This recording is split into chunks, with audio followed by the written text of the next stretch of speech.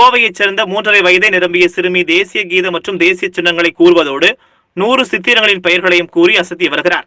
கோவை உடையாம்பாளையம் சிந்து நகரைச் சேர்ந்த சிக் அனுமான் உமா மகேஸ்வரி தம்பதியரின் ஒரே மகள் 3.5 வயது சிறுமி விலாஷினி. சிறு குழந்தை முதலில் ஞாபக சக்தியில் அபாரமான இவர் தேசிய கீதத்தை மனப்படமாக பிறழாமல் பாடுவதோடு இந்திய நாட்டின் தேசிய சின்னங்களான புலி, மயில், கொடியின் வண்ணங்கள் மற்றும் 100க்கும் மேற்பட்ட சித்திரங்களின் பெயர்களை கூறி அசத்துகிறார். இந்நிலையில் இவரது இந்த சாதனை நோபல் புக் ஆஃப் ரெக்கார்ட் சாதனை புத்தகத்தில் இடம்பெற்றது.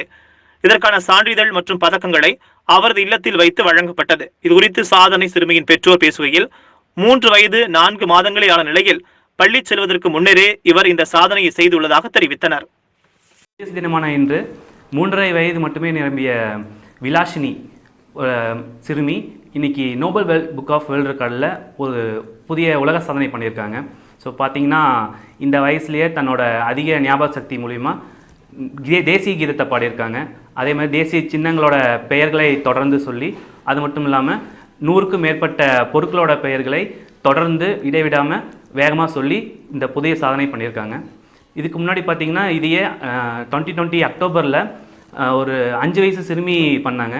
அதை சாதனையை முறியடிக்கிற விதமாக 3.5 வயசு விலாஷினி இப்போது அந்த சாதனையை முறியடித்து யங்கஸ்ட் மல்டி டேலண்டட் கேர்ள் அப்படிங்கிற அவார்டு வாங்கியிருக்காங்க. கண்மானுங்க பாப்பாவுக்கு இந்த 1.5 மாதமாக அவளுக்கு சொல்லி கொடுத்தோம். ஞாபக சக்தி ஜாஸ்தி இருந்ததுனால அவளுக்கு நல்ல ட்ரைனிங் கொடுத்ததுனால அந்த டார்கெட் அச்சீவ் பண்ண அப்படிங்க. பட் எல்லா அம்மா அப்பாவங்களும் குழந்தைங்களோட இதை புரிஞ்சுட்டு அவங்கவுங்க எல்லாத்துக்கும் சொல்லி கொடுத்தாங்கன்னா எல்லா குழந்தைங்களும் நல்லா வருவாங்க. இந்த பாப்பா ஒரு சும்மா விளையாட்டு ஆரம்பிச்சது, தேசிய கீதத்தை சொல்லி கொடுத்தது.